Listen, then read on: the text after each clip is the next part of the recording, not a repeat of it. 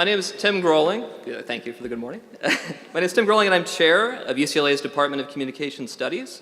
I would like to begin by wishing all the fathers here today an especially happy Father's Day.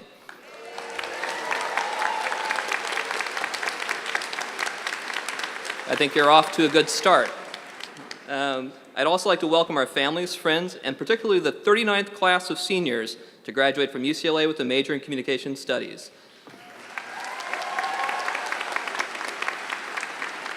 It is now my great pleasure to bring in the 2013 graduating class.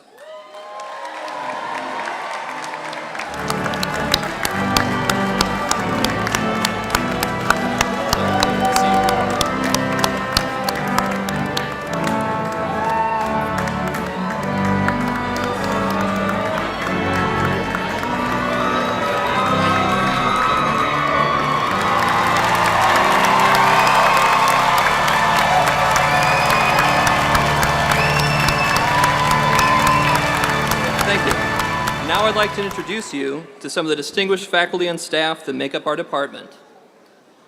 Nushin Arbabzadeh is a lecturer in Communication Studies.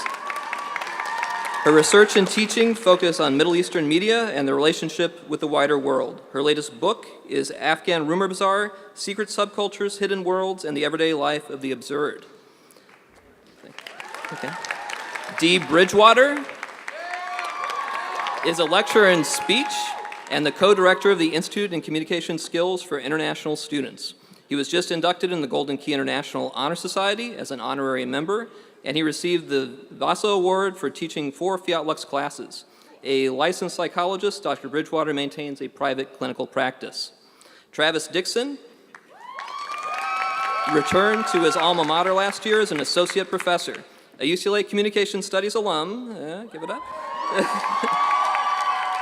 Dr. Dixon joined us from the University of Illinois. His research and teaching focus on the content and effects of stereotypes in the mass media. Marty Hazelton is a professor of communication studies and psychology. Her research and teaching focus on hormones and behavior, sexuality, and interpersonal communication. Marty Gregory is a senior lecturer in speech. She coordinates the internship and field studies program, placing students at various media and communication organizations in the Los Angeles area. Carrie Johnson is, as of July, associate professor of communication studies. Her research and teaching focus on aspects of nonverbal communication, including communication and perception of identity from visual cues in the face and body motion. Rafi Kasabian is an attorney with Reed Smith, where he practices business and real estate litigation. A UCLA Communication Studies alum, again, and graduate of the UCLA School of Law. Rafi's teaching focuses on freedom of speech and advertising. William Kelly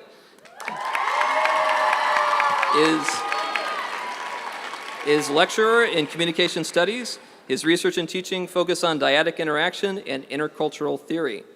Kariel Kaczynski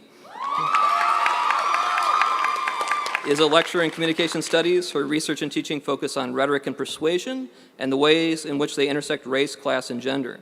Kariel's new book is a rhetorical analysis of the privatization of the California prison system. John Cochin is a lecturer in speech and was a faculty advisor for UCLA's advertising and marketing team for many years. This year he graciously traveled with the team to nationals. Nazo Kulukian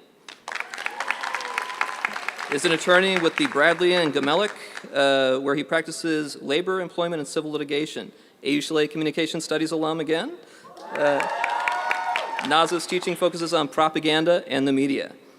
Alexandra Lieben is the deputy director of the Berkel Center for International Relations. Her teaching focuses on the theory and practice of international conflict resolution, on intercultural competence, nonviolent communication, public dialogue, and on alternative dispute resolution. Professor Lieben graciously agreed to supervise the departmental honors thesis for Shadee Ashtari. Tom Miller is a senior lecturer in speech and coaches the UCLA debate team. He teaches courses in public address and argumentation. Steve Peterson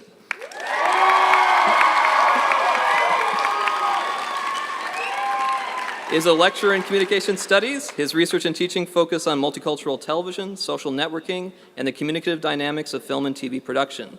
Barry Sanders is an adjunct professor.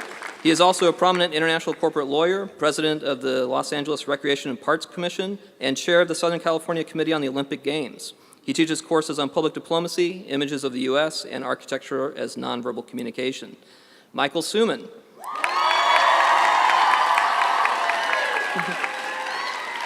is another UCLA alum. He joined our faculty after teaching in Japan, Korea, and the Marshall Islands. He is famous for his development of our most popular and most required lower division course, Comm Studies 10. Paul Von Bloom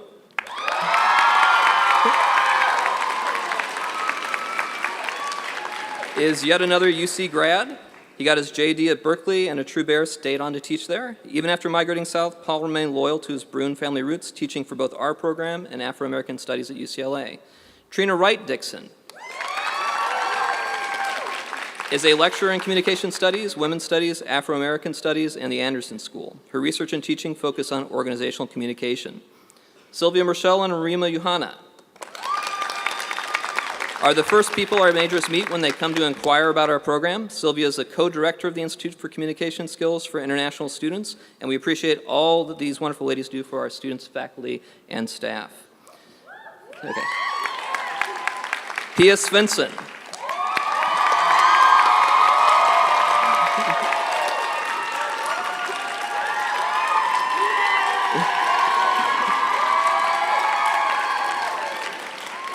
When it comes to counselors, Communication Studies has been unbelievably fortunate to have a super mega star like Pia. As a Bruin, Pia's background has made her a special gift for every one of our majors as she helped lead them through the sometimes puzzling maze of our university requirements for a BA degree. And Jane Bitar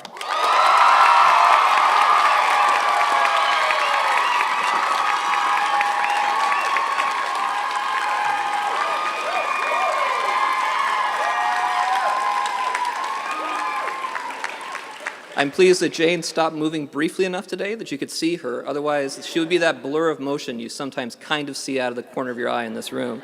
I'm willing to bet that at least some of you have received at least one email from Jane during your time here. Jane is the manager of our department, and she's also the heart and soul of our department. She is one of the things that makes communication studies at UCLA Communication Studies. And now let me tell you about our 2013 graduating class.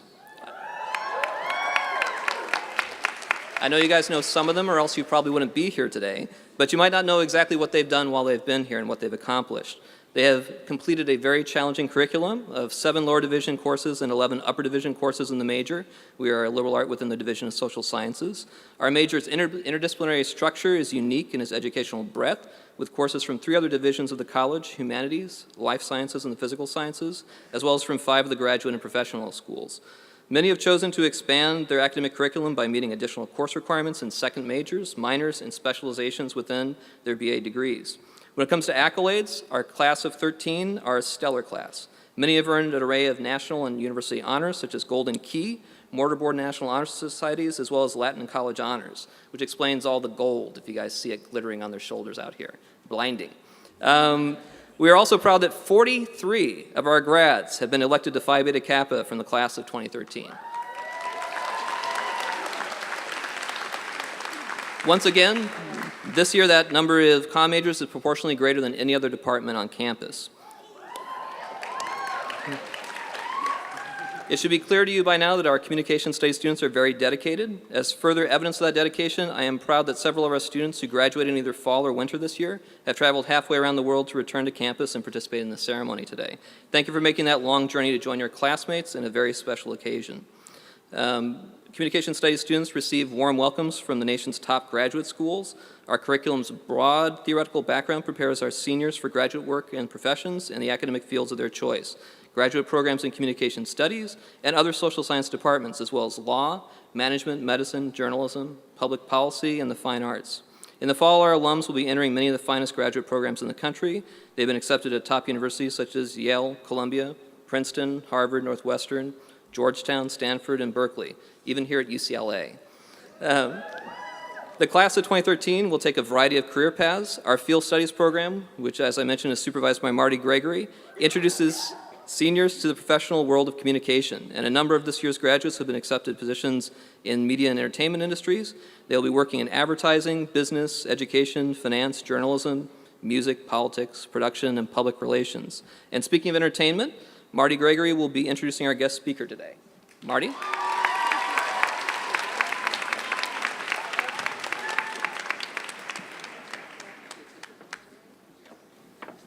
Congratulations. I'm very proud today to introduce to you a wonderful man and a marvelous speaker. A few years ago, he was sitting where you are right now, and that's something for you to be thinking about. When he graduated, his parents, Enrique and Judy Lenchewski, supported him through his pursuit of a new magazine, and finally back here to Los Angeles, where he became a writer. A really good one. He writes original material, and he never listens to anything that I have to say. So he came back here, and I said, all right, Andrew, it's time for you to get an agent. Let's find a small agency where you can find yourself an agent. Calls me back a week and a half later. Oh, I got an agent. Really? Where? CAA. They still represent him. Then he went out to find himself a producing partner. Who did he find? The well-known and 50-year career executive, Rich Frank. He and Rich went on to interview or to pitch at a number of different networks, and he ended up at USA Network. In the meantime, he met his future bride. Where are you, Shira? To the left, there. Who happens to be one of my formers and graduated not only from here with honors, but from the nutrition school at NYU. Congratulations.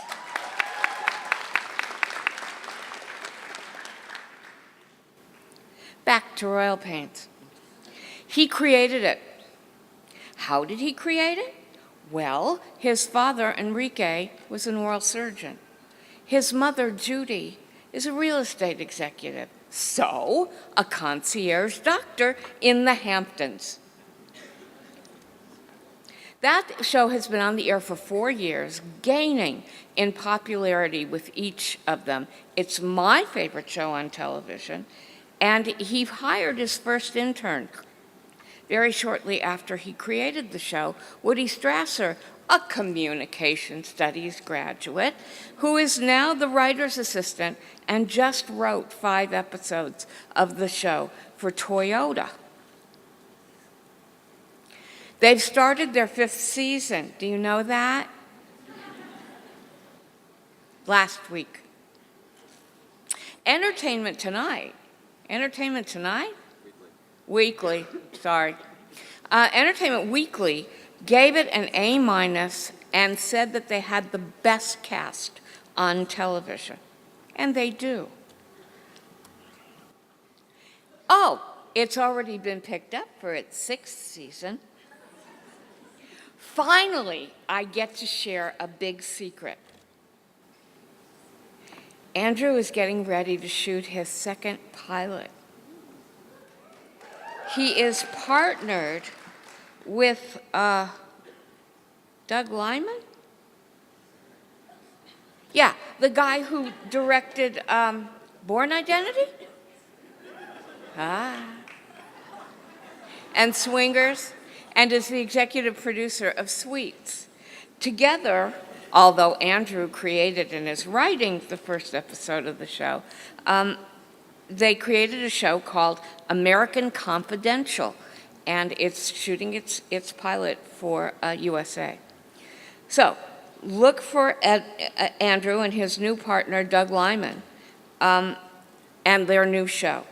Without further ado, allow me to introduce one of my very favorite performers, Andrew Lenchewski.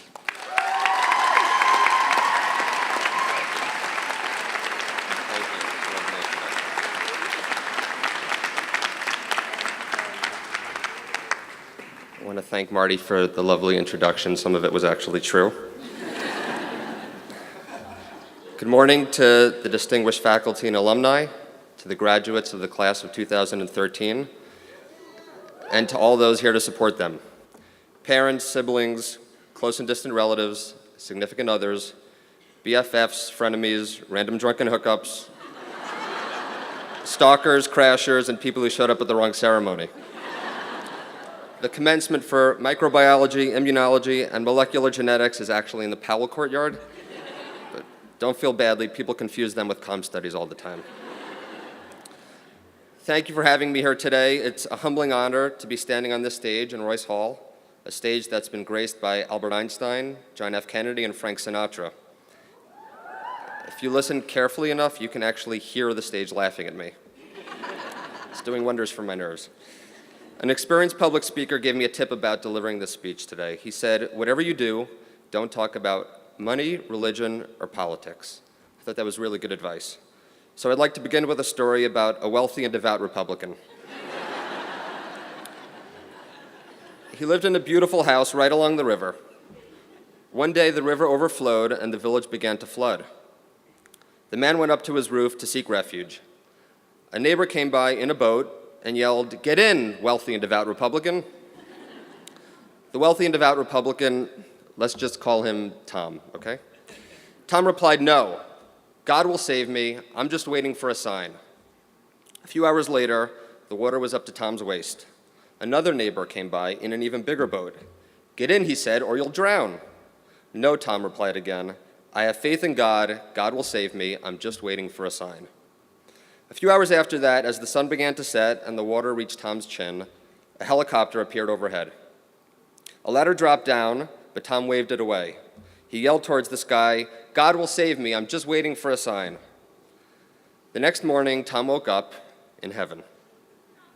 He marched over to the administration building, stormed into God's office, even though God didn't have office hours that day, and Tom got right up in God's face. He said, "God, WTF? My whole life, I was given the same advice over and over. I was told that if I lived righteously and sang your praises, that you would save me. So why didn't you send me a sign?" God looked at Tom, bewildered, and replied, "Send you a sign? I sent you my Navy and my Air Force. What the hell are you doing here, man?" That's actually a true story. What's the point of it? Well, I think there are a few points. Number one, if you're going to live by the river, my friends, invest in some watercraft. A speedboat, a dinghy, a boogie board, something. Number two, always be nice to your neighbors, especially if you didn't care for point number one. And number three, good advice can save you or it can kill you. It all depends on how you use it. Tom spent so much time looking for the signs that he ended up missing the boat. Notably, Tom graduated from USC.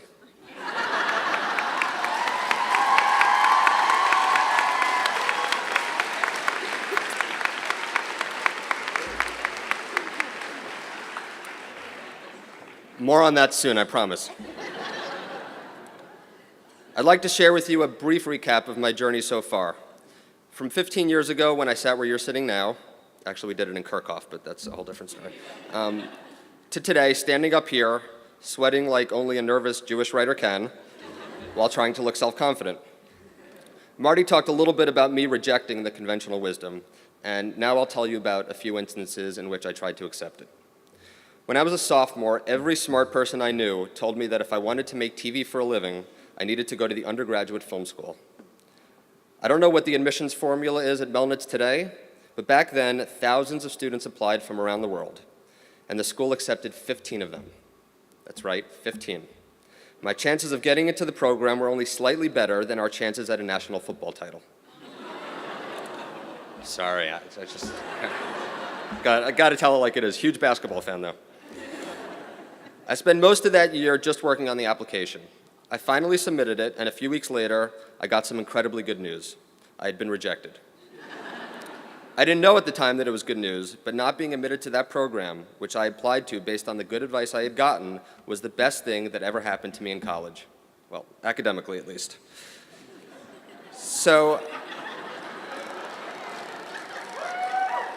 I applied to Comm Studies, and I got in, which was very fortunate, because the Comm Studies program was where I really began to learn the value and the danger of good advice. I was advised to take Comm 185, the field studies class, so that I could put an internship on my resume. It doesn't matter where you work, any internship will do, people said. So I got a position on Sunset Beach, a brand new daytime soap opera on NBC. You guys look like you've never heard of it. That speaks very highly of you. Now look around. If anyone sitting nearby looks like they're reflecting nostalgically on episodes of Sunset Beach, slowly back away from them and alert the closest community service officer. In a genre where most shows are around for decades, Sunset Beach was canceled before I could even get them to sign my consent form. So my resume was off to the races. Who'd be able to resist hiring a film school reject with 3 solid weeks of work experience on a failed daytime soap that had been watched religiously by dozens of people? But there was a silver lining. In the short time I spent there, I met some really interesting people I still know today. And that made me realize that an internship was about far more than how it looks on a resume. So every subsequent quarter I spent at UCLA, I took Comm 185. I accumulated a total of 8 internships. Marty started to mistake me for one of the pieces of rotting furniture in her humanities hall classroom. My parents didn't understand how anyone could work that much without actually getting paid. For parents of a soon-to-be struggling writer, it wound up being excellent preparation. But taking Comm 185 over and over again had its benefits. Marty became a mentor to me. I continued to meet people who taught me about the industry, people who became part of my professional network, people who became my friends. And most of all, I really dug the pass-fail thing. There's nothing more satisfying than bringing home a P. When I graduated, it was the spring of 1998, and the internet was exploding to life. Startups and dot-coms were popping up everywhere.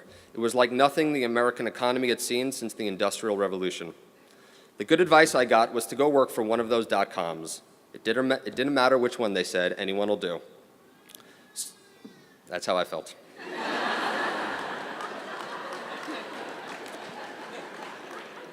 So I got a job at a streaming media company that was started by the maverick founders of one of the very first internet service providers. The dot-com was backed by huge investments from Microsoft, Dell, Ford, Pepsi, and others. 6 months later, the company was bankrupt. And those maverick founders I mentioned, yeah, they were under federal indictment. Why? I'm glad you asked. They were accused of using the internet to lure underage children across the country and then using drugs and guns to coerce them into unsavory acts. And I assure you, the FBI thought way more highly of them than their investors did. At its height, the company was wasting more money than a parent sending their child to USC.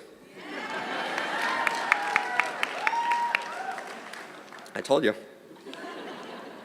By the way, I barely met the founders, almost never saw them, and was in no way a party to or aware of any of the aforementioned felonies. Sorry, my lawyer made me put that line in. But like the internships, this job had some upside too. The guy I worked directly for was a highly respected TV executive who the founders had somehow lured to the company without using drugs or guns. He became a mentor to me too, and he told me that if I wanted to end up in charge of TV shows, I needed to write my way there. So he said, go and be a writer. His suggestions sounded suspiciously like more good advice. And at that point, I was feeling a little battered from all the good advice I'd gotten so far in my very short career. But I knew there was at least a kernel of truth in his suggestion, so I embraced it. And my life changed dramatically. I left the company to be a writer, and I spent the next 8 years suffering from severe unemployment. The kind of unemployment that makes you afraid to leave your apartment because you're not sure you'll get back in.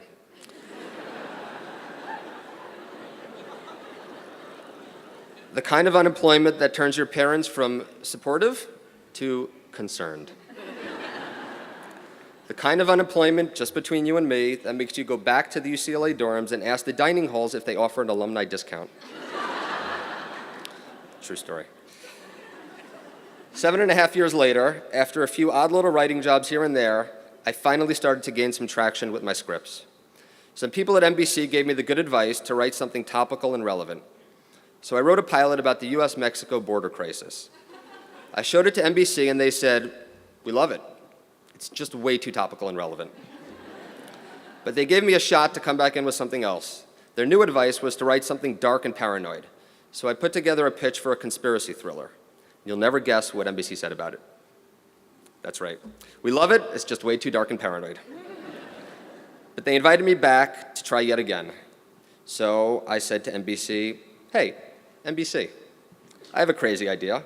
Why don't you guys just tell me what to pitch you?" And at long last, they got specific.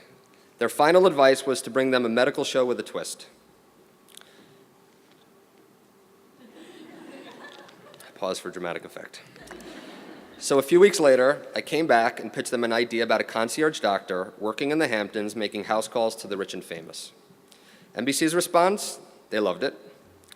But they didn't believe that enough people could get sick during a summer in the Hamptons to generate enough episodes for one season.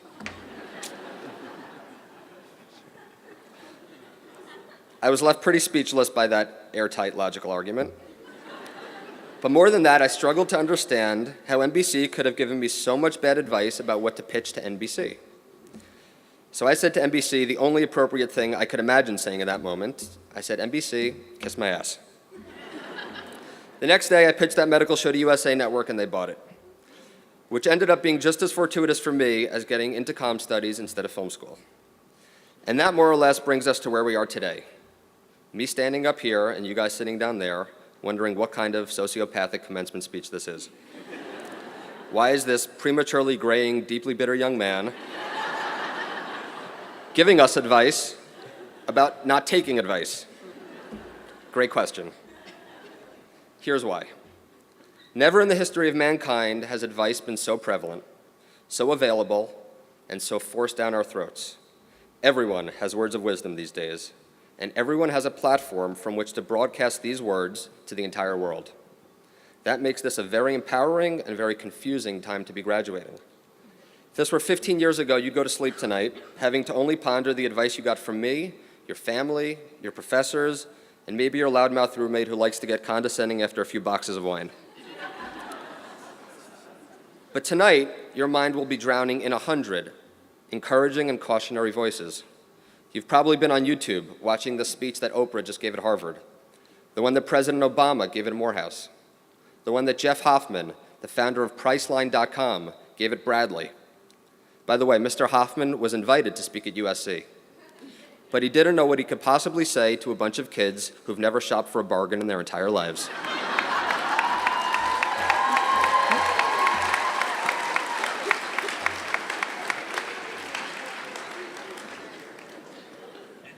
You've surely also gotten hundreds or thousands of Facebook posts, tweets, and Instagrams from friends, acquaintances, strangers, and multiple Kardashians, telling you what they know to be the secret to postgraduate success, sometimes all in 140 characters or less.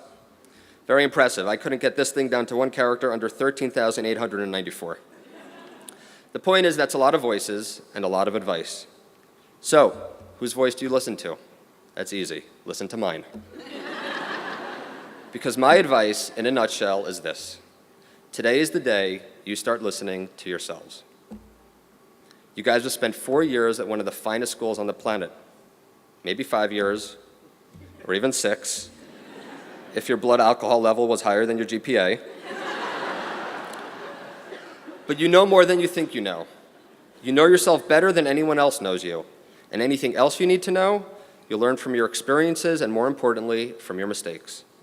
There is no manual for what you're about to do, no singular right way or singular wrong way to go about it. The advice people will give you is based on the road that they have traveled. But no two of you in this room will travel the same road when you walk out of here today. That's what makes tomorrow so scary and so exciting for every one of you. The journey truly is the destination. If you're lucky, you'll come to a crossroads time and again, and you'll have the luxury of options. When that happens, look for the signs if you believe in them. But far more important, follow your instincts, make your own decisions. And once you've made them, it's your responsibility to make sure that they become the right decisions. through hard work, an open mind, human connection, more hard work, and lots of patience. Having said all that, if your house is flooding and someone offers you a boat, don't be a jackass, take them up on it. That's not advice, it's common sense, just ask Tom from USC. I'd like to dedicate this address to my dad, without whom I wouldn't be here or anywhere. Happy Father's Day to all the proud fathers out there.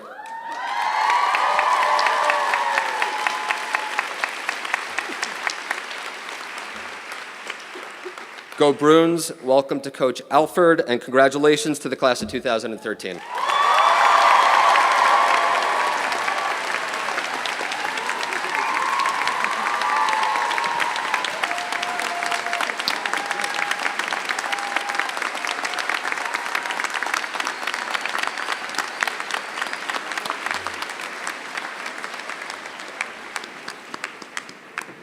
Thank you, Andrew. Each year, as we bid our seniors goodbye, it is a CommStudies tradition to select speakers to represent our entire class. The Graduation Speaker Selection Committee is comprised of 3 brave senior volunteers, Alyssa Golay, Yvonne Lau, and Derek Bolin.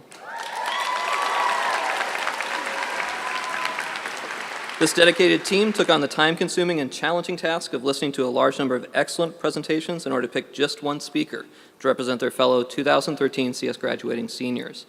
My colleague Michael Suman will now introduce the person they chose to speak today. Michael?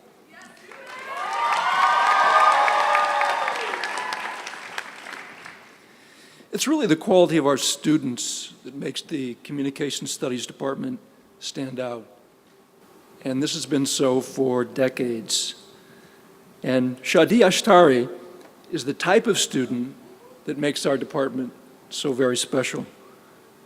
Intelligent, hardworking, socially conscious, civically engaged, determined, and with a very bright future ahead of her.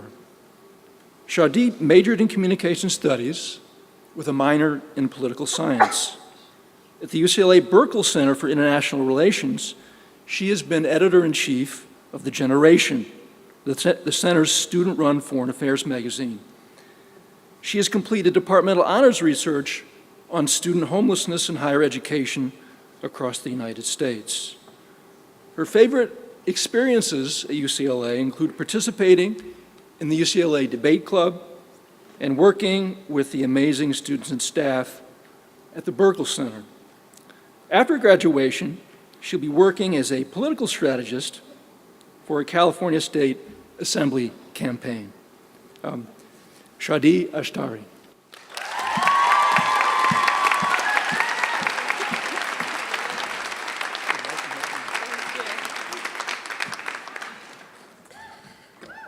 Hello. Okay, off to a good start. Thank you to all the friends and family members who are here today in celebrating the communication class of 2013's wondrous accomplishments, many of which are indebted to your support and inspiration. I would also like, I know it seems repetitive, but to take this moment to wish a happy Father's Day to all the proud fathers out there today, including my own. Happy Father's Day, Dad. I would also like to thank our amazing faculty and staff whose innovative teaching methods and projects have pushed and inspired us to be more creative, bold, and inquisitive observers of our world.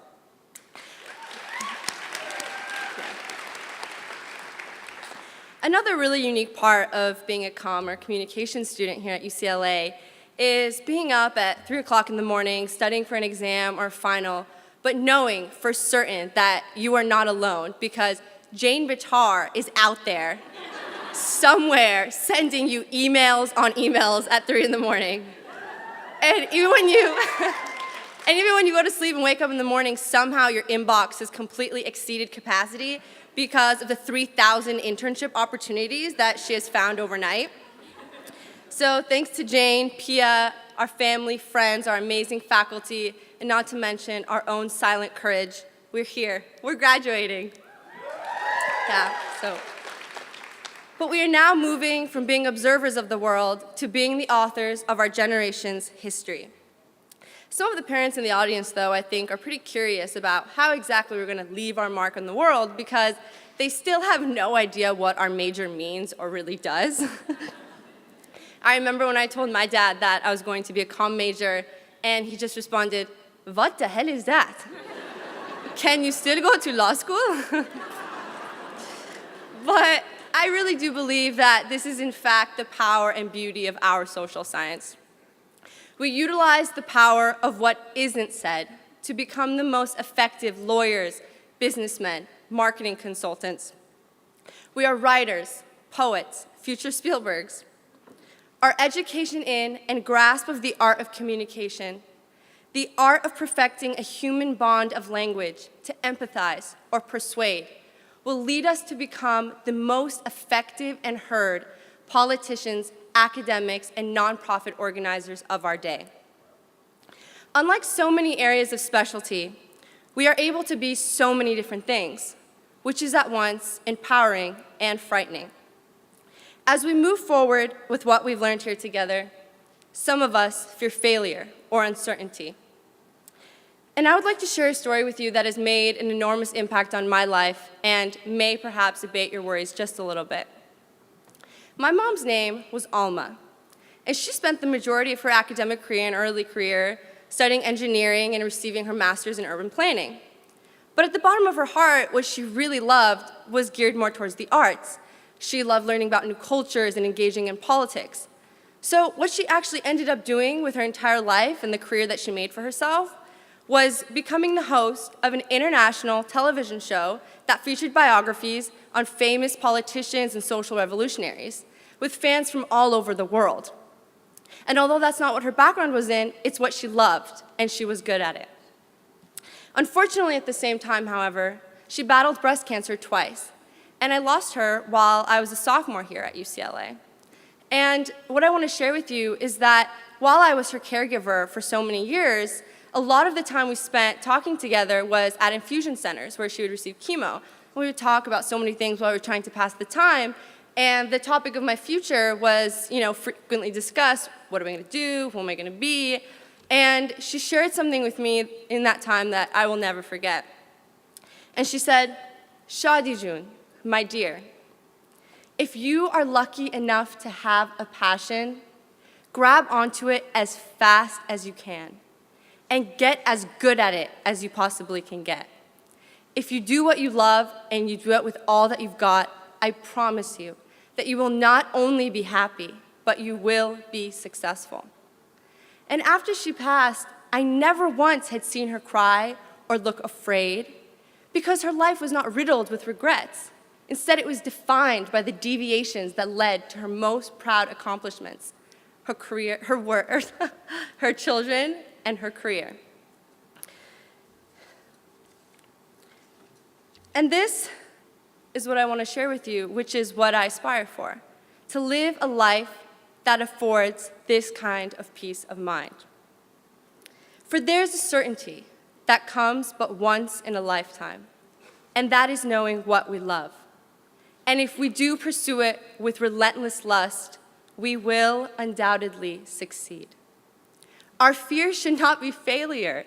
It should be mediocrity when we know we can be great. You are graduating from one of the top 8 universities in the world, from one of the most competitive majors the school has to offer. Be brave and bold in the face of adversity. Trust in the fortitude of your character, because it will ultimately be the insatiable appetite of your minds and the unbreakable drive of your spirit that will transform your dreams into realities. I challenge us here today to examine the ordinary until it becomes extraordinary, and to create a world more accepting and innovative than the one that we entered, to become the heroes of our children's textbooks. Disregard temporary and insignificant melancholies. Leave footsteps forever engraved upon the roads of the world, and allow yourself to change the world instead of letting the world's shadows change you. I'm so honored to be graduating with you. Congratulations again to the communication class of 2013.